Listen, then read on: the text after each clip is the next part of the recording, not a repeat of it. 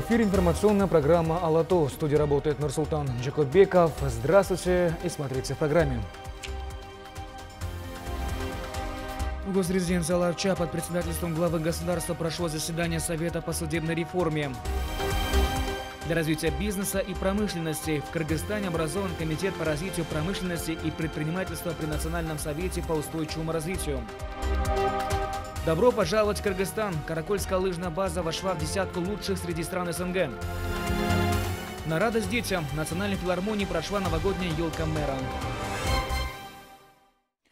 В госрезиденции Аларчат под председательством главы государства Сооронбая Жээнбекова прошло заседание Совета по судебной реформе. На повестке дня было два вопроса о реализации указа президента по мерам, принимаемым в рамках проводимой судебной реформы от 22 мая и обсуждения проектов новых 5 кодексов и 2 законов. Успешное проведение судебной реформы вернет доверие народа к правоохранительным и судебным органам, подчеркнул глава государства. С подробностями Нургуль Саматова. Судебно-правовая реформа сдвинулась с мертвой точки в мае этого года после проведения заседания Совета по реформе под председательством президента. Тогда глава государства потребовал своевременно внедрить новые кодексы и законы. Через несколько дней после заседания был издан соответствующий указ, а затем создана экспертная рабочая группа при аппарате президента, которая должна была мониторить весь процесс. За 5 месяцев эксперты организовали более 70 встреч, в том числе в регионах, и провели разъяснительную работу среди населения. Сегодня состоялось очередное заседание Совета по судебной реформе. На нем был рассмотрен ход реализации указа президента по судебной реформе и обсуждены новые законы. 2019 жылдын 1 январынан баштап жаңы 5 кодекстер жана жаңы 2 мыйзамдар күчүнө кирет. Жаңы кодекстерде жаңы институттарды ишке киргизүү каралган. Алардын ичине бирдиктүү реестр, тергөөчү судья, тергөө кабинетин жана сот залдарын санариптештирүү, пробация сыяктуу институттар кирет. Соттук укуктук реформанын ийгиликтүү жүрүшү ушул жаңы институттардын ишине жараша болот. Сотторго жана укук коргоо органдарына элдин ишеничи кайтарылат. Буга чейин соттук же укуктук реформа өз-өзүнчө жүргүзүлүп келген. Биздин реформанын өзгөчөлүгү соттук укуктук реформаны чогуу жүргүзүп жатабыз. Анткени бул экөө тең өз ара тыгыз байланышкан чөйрө, алардын өз-өзүнчө кароо мүмкүн эмес. Однако, как сказал президент, продвижению этого вопроса мешает прежнее мышление. Правоохранительные и надзорные органы не хотят отходить от старых репрессивных законов. Также у отдельных госорганов не хватает политической воли, чтобы провести реформу, сказал глава государства. Жумушчу топтун маалыматы боюнча дагы эле эскиче ой жүгүртүү иши бизге тоскоол болууда. Укук коргоо жана көзөмөл органдары эски репрессивдик мыйзамдардын кеткиси келбей жатат. Ал эми айрым мамлекеттик органдарда реформага барууга саясий эрк жетишпей жатат. Кээ бир жетекчилер жаңы укуктук мейкиндикке өткөндү жактырбай жатат. Үчүнчү, ушул жылдын октябрь айында мамлекеттик органдардын жетекчилери жумушчу топтун мүчөлөрү менен кеңешме өткөргөнбүз. Анда аткарылып жаткан иштерди жүрүшүн талкууладык. Мыйзамдарга зарыл болгон өзгөртүүлөрдү киргизүү боюнча тийиштүү тапшырмаларды ошол жерде бергем. Бирок тилекке каршы бул иш убагында бүтпөй калды. Өкмөт менен жогорку кеңеш айрым кечиктирилгис мыйзамдарды кабыл алууну кечеңдетүүдө. Эң керектүү мыйзамдар кечиктирип киргизилген Жеңиш Барпиевич. Вице-премьер-министр Жеңиш Разаков рассказал, какая работа проведена правительством в этом направлении. Кыргыз Республикасынын мыйзамдарындагы Мы продолжим работу по созданию института пробации, по обучению сотрудников госорганов и вести разъяснительные работы среди населения. Будет создано 2 мобильных штаба при Генпрокуратуре и МВД. Важным элементом в реформе является внедрение единого реестра преступлений и проступков, который создан при Генеральной прокуратуре, а также единый реестр нарушений. Главы надзорных и правоохранительных органов отчитались о том, какая работа проведена по внедрению ЕРПП. 2019 жылдын 1 январынан баштап Единый реестр разработан. С 1 января он будет запущен. Все оборудование приобрели. По работе с единым реестром обучено более 1500 сотрудников Генпрокуратуры. Пробация, РПП кошулуу По внедрению института пробации во всех районах мы уже определили здание, обучили сотрудников. Правительство дало нам 40 штатов. С 1 января они приступят к работе. Кроме того, мы выбрали 52 волонтера. Мы тоже их обучили. Депутат Иштык Шайназаров поинтересовался, как будет обеспечена безопасность этой системы. Как насчет безопасности и каковы риски, если такая система даст сбои? Подобная система впервые внедрена в Центральной Азии. И, конечно, будут недоброжелатели. На вас лежит большая ответственность. Мы, в свою очередь, поддержим вас. Кибербезопасность Единый реестр преступлений, поступков и нарушений будет в интернет-пространстве. Там у каждого свой логин и пароль. Сейчас ГКНБ работает над обеспечением кибербезопасности. Обращаясь к представителям правоохранительных органов, президент Сооронбай Жээнбеков сказал, что прежде всего руководители должны знать суть реформы и кодексы, а потом уже требовать у своих подчиненных. Жаңа кіріп жатқан кодекстерді, мыйзамдарды и сот құқықтық реформаның негізгі мақсатын біліш керек. Толық біліш керек.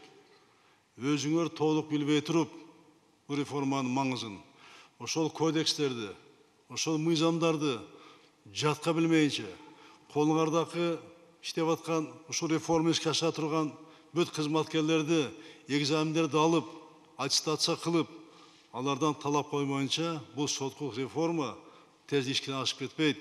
Бұл реформадан ишке ашудан бізде басқа жол жоқ. Ойлауғыла, бұл тосқолдық ұшырап, анан жүзеге аспай қалса, жөнді қыламды, барын жооп бересің.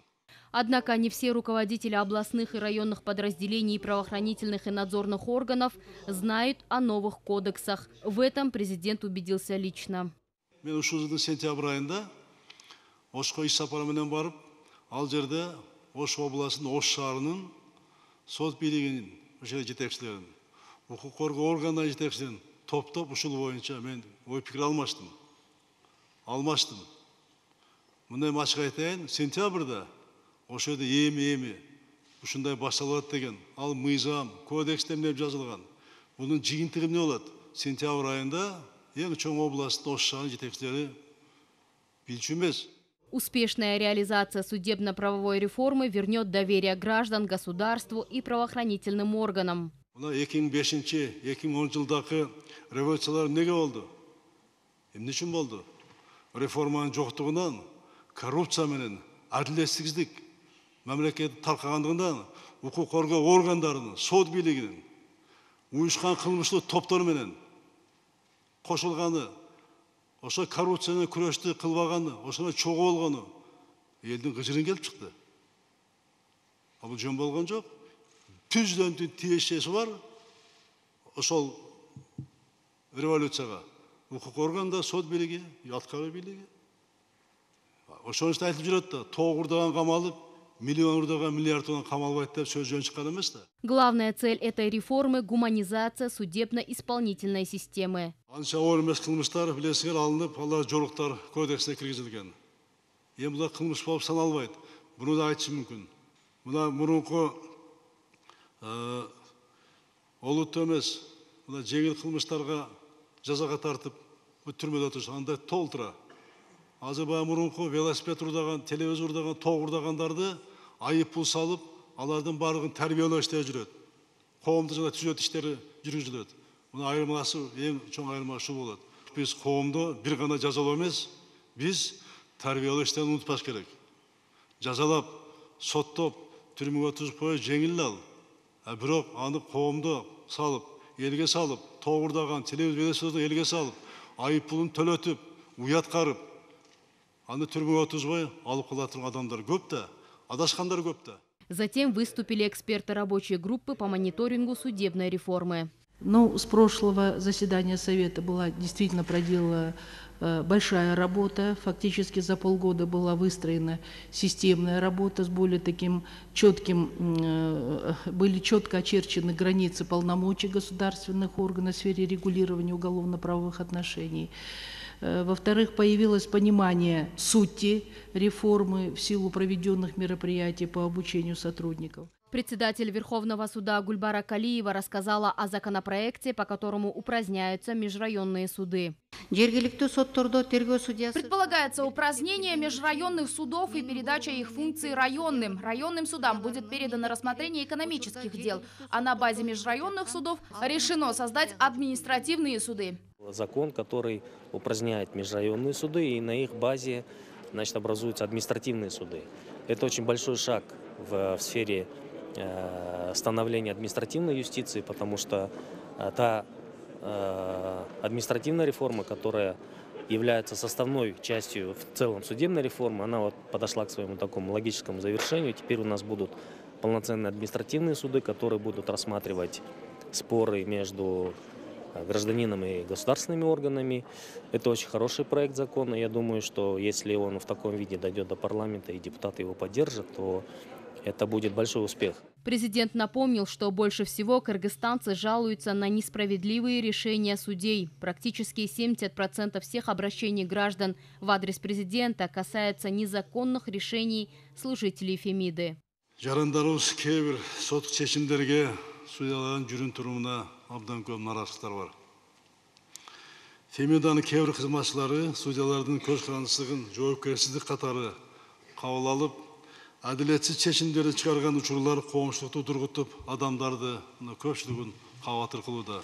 И көп арыздар түшүп атат. Айрым судьялар уюшулган кылмыштуу топтордун кызыкчылыгында. Ачык айтам, уюшулган кылмыштуу топтордун кызыкчылыгында.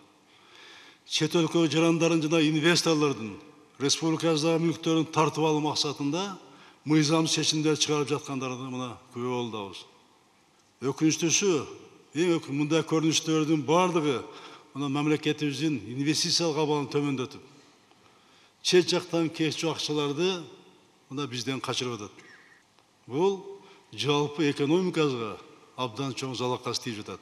Мына биз ушундайларга азыр өзгөчө көңүл буруп атабыз. Мен муну айтып атканым, муну эми токтоткула. Урматтуу соттор, бир аеосуз күрөш болот, болбой койбойт.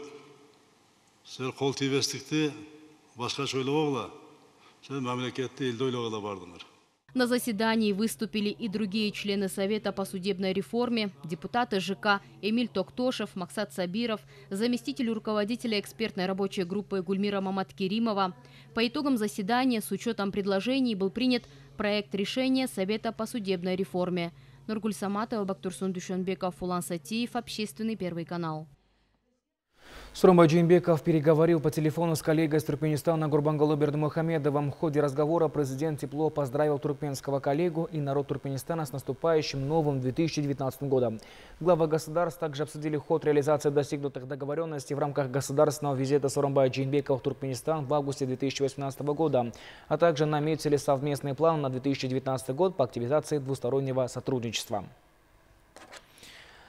Оставить в силе постановление районного и столичного судов о задержании под стражей обвиняемого Куланычбека Кулматова до 31 декабря. Такого решения судебной коллегии по уголовным делам и делам об административных правонарушениях Верховного суда. Напомним, что согласно материалам ГКМБ Кулматов обвиняется в том, что незаконно использовал грант в $2 миллиона от китайской компании TBA. Генпрокуратура выявила значительные нарушения сразу в нескольких ведомствах, среди них ГРЭС и подведомственные им организации Министерства здравоохранения. По ряду из них возбуждены уголовные дела, а сотрудники привлечены к ответственности. Обо всем подробнее Зарима Мусаева. Управление Генпрокуратуры по противодействию коррупции за год провело 218 проверок в ГРЭС и выявило 608 нарушений. По данным фактам было составлено 218 прокурорских актов и привлечено к ответственности 88 сотрудников. За счет возмещенного ущерба в бюджет поступило 125 миллионов сомов. Внесены акты прокурорского реагирования в количестве 608. По результатам внесенных актов прокурорского реагирования к дисциплинарной ответственности привлечены 88 работников и 14 привлечены к административной ответственности. Кроме того, были выявлены факты незаконной регистрации автотранспорта, ущерб от которого оценивается в более 10 миллионов сомов. Нарушения также выявлены и в департаменте актов гражданского состояния. Среди них незаконная выдача паспортов, свидетельств о рождении. По данным фактам возбуждены уголовные дела. С 1 января 2017 года по 9 января 2017 года ГП «Инфоком» на основании утратившего силу нормативного правового акта излишне с населения было взыскано 4 миллиона 619 сомов, из которых 2 миллиона 105 тысяч 320 сомов все еще оставалось на счету ГФ «Инфоком». Генпрокуратура также выявила нарушения в Министерстве здравоохранения в части оказания услуг иностранным гражданам. В 2017 году гражданам СНГ были оказаны медицинские услуги на сумму 839 тысяч сомов. В отчетах же указана сумма значительно ниже. Зарема Мусаева, Бурлай Пусурманкулова, Руслан Сабатаров, Общественный, Первый канал. Под председательством премьер-министра Мухаммед Калыя Балгазиева состоялось очередное заседание Совета правительства по фискальной и инвестиционной политике. В ходе заседания были рассмотрены два инвестиционных проекта, направленных на повышение устойчивости водных ресурсов к изменению климата и стихийным бедствиям, а также планируемый проект финансирования плана мероприятий по обеспечению безопасности эксплуатации Камбаратинская ГЭС-2 в рамках реализации проекта ввод в эксплуатацию второго гидроагрегата Камбаратинская ГЭС-2. По итогам заседания членами Совета принято решение одобрить инвестпроекты с учетом высказанных предложений и замечаний. В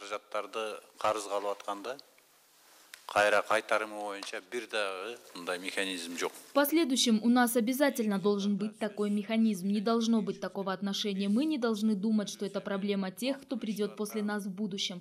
Это неправильно. Придут ведь наши дети. И если мы не оставим им сильную экономику, сильную страну, то как они будут эффективно справляться с этим бременем? Сейчас, к примеру, наши налогоплательщики фактически выплачивают кредиты, которые брались когда-то давно. Поэтому мы с особой тщательностью должны рассмотреть вопрос о разработке эффективных механизмов возврата денежных средств по кредитам.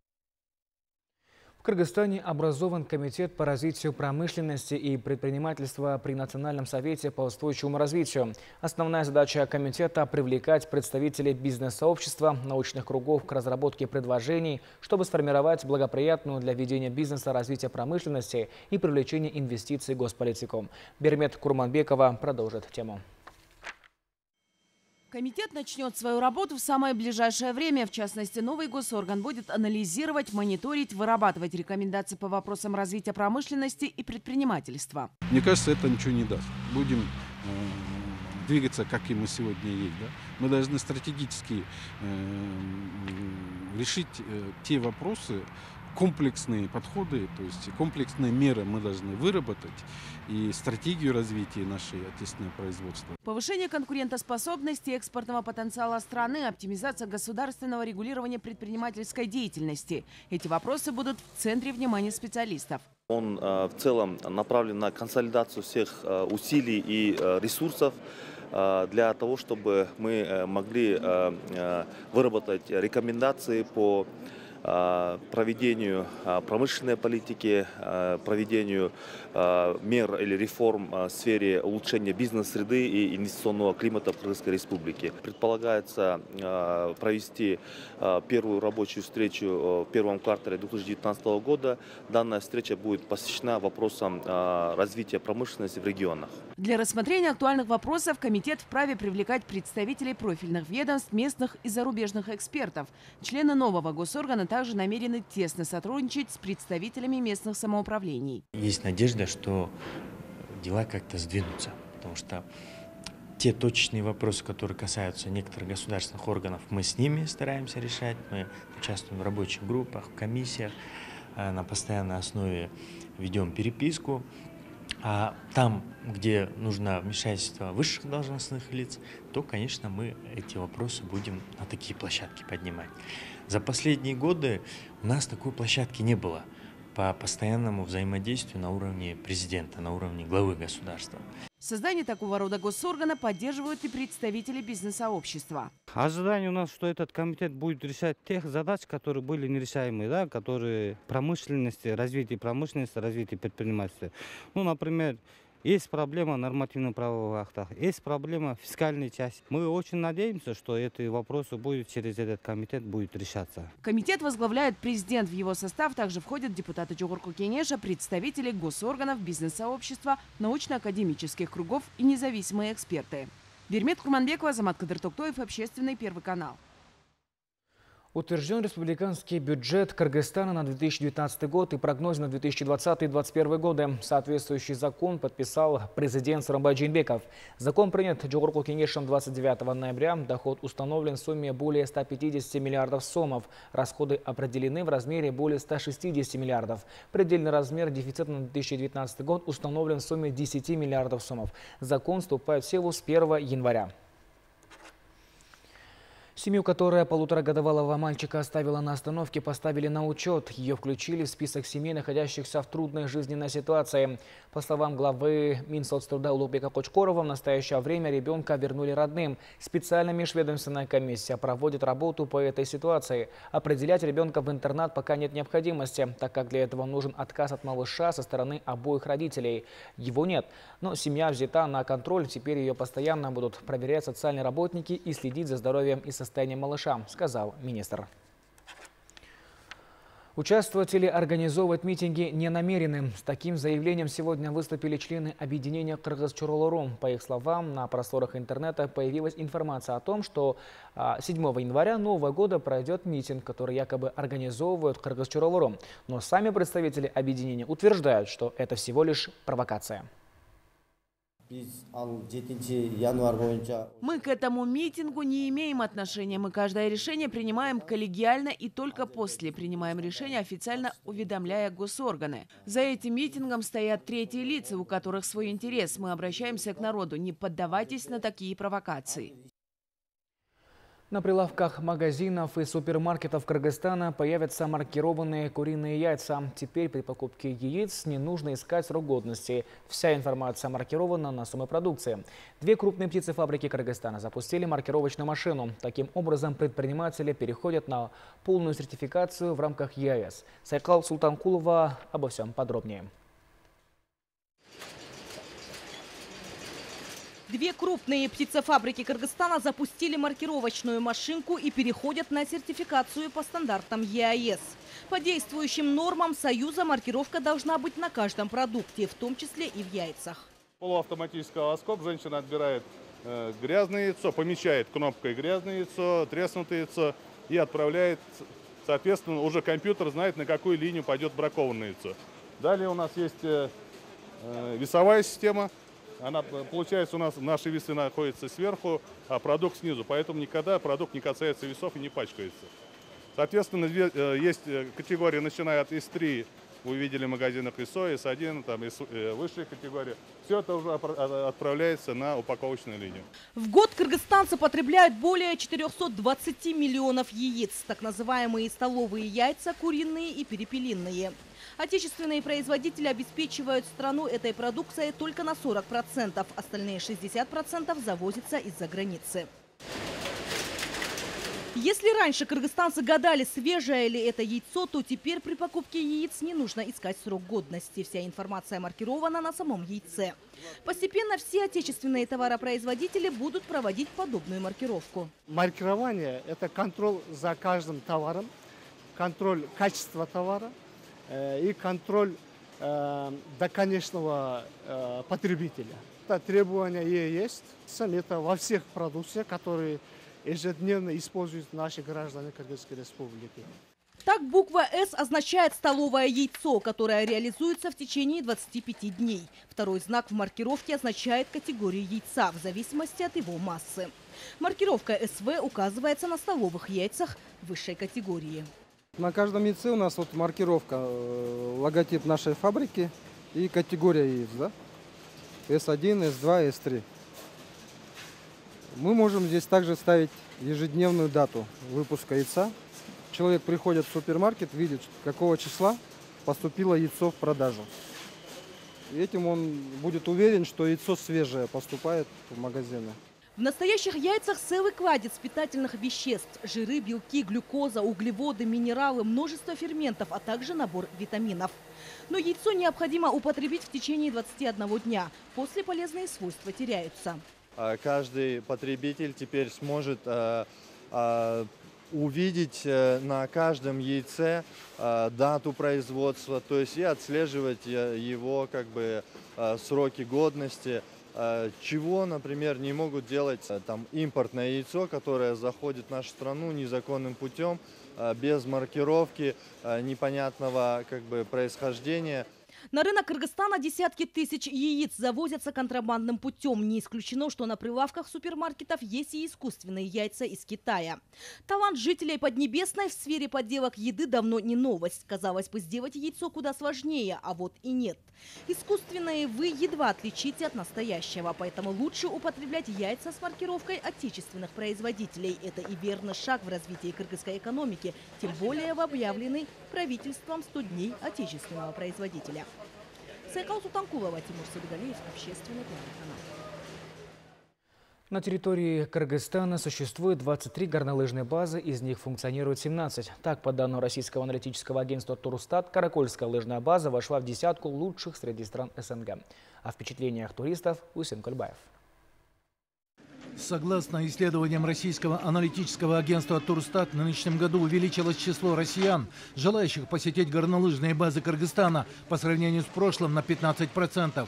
Поэтому на известной Каракольской базе отдыха ожидают наплыв туристов. Кроме того, немало любителей зимних видов спорта и среди кыргызстанцев. Предновогодние дни и погода не подвела, засыпав горную местность обильным снегом.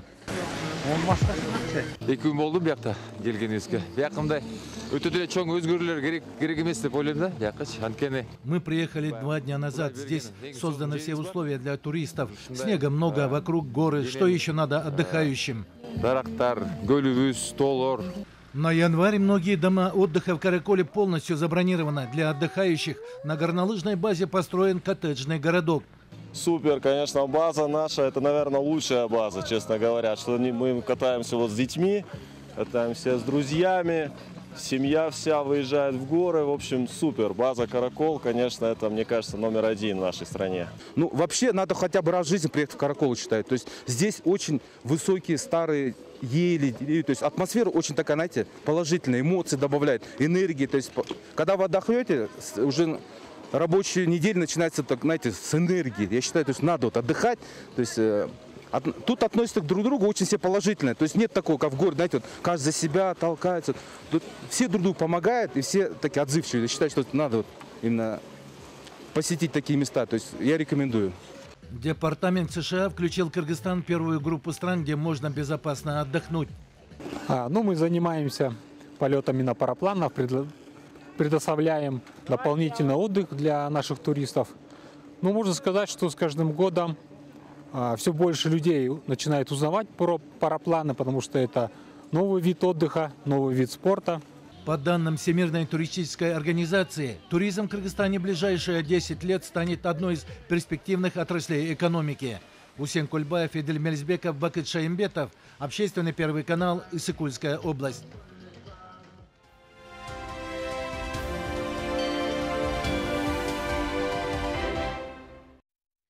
Школьников Ошской, Джалалабадской и Баткенской областей с наступающим Новым годом поздравил премьер-министр Мухаммед Калай Абылгазиев. Здесь состоялась праздничная программа «Письмо Деду Морозу». Гостям мероприятия, которое прошло в Национальном драматическом театре имени Ибраимова, была показана большая концертная программа. На праздничную елку премьер-министра приглашены 700 школьников из Ошской, Баткенской, Джалалабадской областей и города Ош. Это отличники учебы, победители конкурсов и олимпиад, дети из малообеспеченных семей, воспитанники школ-интернатов. Организаторы праздника потрудились на славу. Зал театра наполнен атмосферой приближающегося чуда.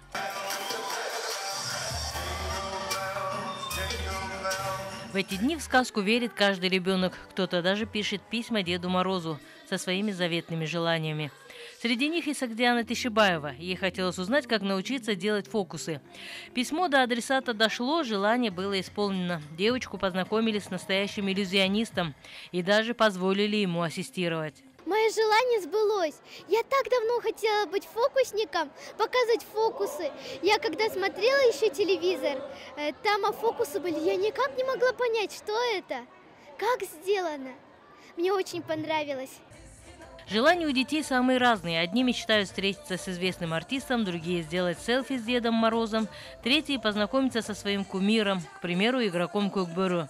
Большинство желаний исполнилось прямо на сцене. Құдай бұйырса келешекте біздің ұлттық ойынымыз көкбөріні бүткіл дүниеге танытқан атақты спортшы. А вот поздравление премьер-министра, похоже, для многих детей стало настоящим новогодним сюрпризом. Вряд ли кто-нибудь из этих мальчишек и девчонок предполагал, что попадет на такой праздник. Я знаю, что в зале сейчас сидят дети, которые хорошо учились, слушали родителей, побеждали в конкурсах. Я поздравляю всех вас. Пусть ваши мечты всегда сбываются. Если счастливы наши дети, то счастливы и мы. Государство делает для этого все. Строит новые красивые школы, детские сады, спортивные залы. С праздником, мои маленькие друзья. Ни один ребенок без подарка не ушел. Кроме книг и сладостей, каждый увозит еще массу впечатлений от увиденного. Я впервые на таком празднике. Мне все очень понравилось. Здесь все так красиво. Известные артисты, фокусы, подарки. Это мой лучший праздник. Новогодний праздник, наполненный радостью, искренними улыбками и смехом, пришел и к воспитанникам вспомогательной школы номер 12 и реабилитационного центра для детей с ограниченными возможностями здоровья. Их посетил глава правительства и вручил подарки. Наша задача в первую очередь помогать и уделять этим детям особенное внимание.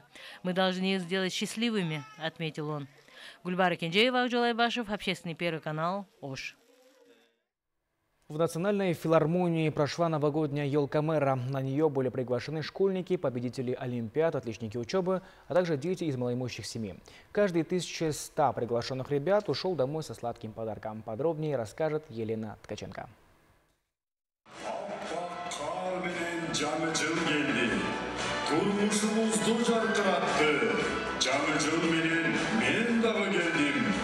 Веселые танцы, яркие костюмы и хорошее настроение – это то, что царило в зале столичной филармонии. Самые одаренные школьники, которые весь год побеждали в спортивных и школьных олимпиадах, отличники и дети из социально незащищенных семей, всего более 1000 человек, пришли на елку, организованную мэрией Бишкека. Самые теплые пожелания для ребят приготовил глава столичного муниципалитета Азиз Суракматов. Вы будущее нашей страны. Вам предстоит претворять в жизнь все лучшие достижения, делать удивительные открытия, добиваться самых смелых и масштабных проектов, защищать интересы нашей страны на международной арене, добиваться успехов в бизнесе и политике, становиться великими писателями, учеными и спортсменами, как Айтматов, Ломоносов и Каныбек Усманалиев. А наш долг – помочь вам смело шагнуть в будущее. Гостей развлекали артисты из театра «Таберик». Дети с удовольствием участвовали в играх и смотрели представления.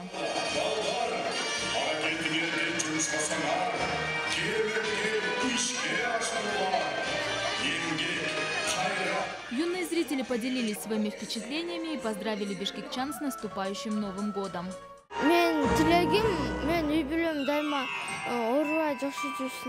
Подарка билет аязата келет, билеттерди алып келип балдарга берет. Сегодняшнее мероприятие было очень хорошее, мне понравилось.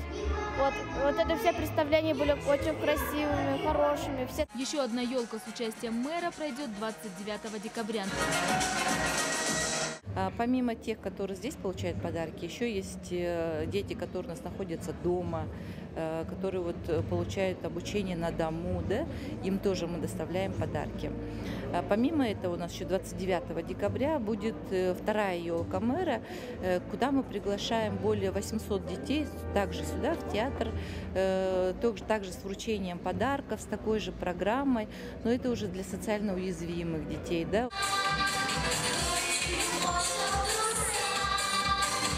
Каждый ребенок ушел не только с хорошим настроением, но и со сладким подарком от столичного муниципалитета. Елена Ткаченко, Оскар Улан-Улу, Общественный первый канал.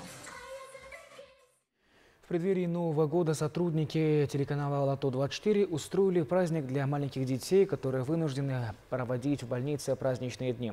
Благотворительная акция состоялась в 3-й детской больнице. Дети участвовали в танцевальных играх, разгадывании загадки.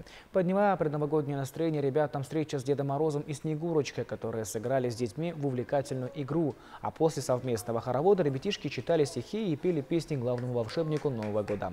В завершении мероприятия все ребята получили подарки, подготовленные с любовью, пожеланиями добра и скорейшего выздоровления сотрудниками Алатау-24 и медицинской академии. Когда Дед Мороз заходит в палату, у них у всех такие положительные эмоции, они все улыбаются, они все счастливы, что у них-то все-таки Новый год, потому что многие дети останутся здесь и будут 31 и 1, поэтому я думаю, что вот этими своими действиями мы вызываем, конечно, положительные эмоции, а положительные эмоции, вы сами знаете, это уже 50% выздоровления. Сейчас были в травматологии, ребята на растяжке лежат, они ходить не могут. И никто из них не ожидал, что придет Дед Мороз. А принести капельку радости – это путь к выздоровлению. На сегодня лежат 450 детей в 3-й детской больнице. И мы выбрали эту больницу, поскольку эти дети вынуждены в праздник, в Новый год встречать не в карнавальных костюмах, а вот в пижамочках, да, с защитными масками в больничной палате. Да? Поэтому мы решили подарить им хоть чуточку радости и новогоднего настроения. Завершился музыкальный проект «Эргиме». Конкурс был организован Кыргызрадиосу. Наградили победителей проекта дипломами и ценными призами. По словам организаторов, в конкурсе приняли участие более 300 талантливых певцов. Лучших из лучших выбирали радиослушатели. За главный приз финалисты боролись в 6 номинациях. На этот раз наградили 125 певцов. Мы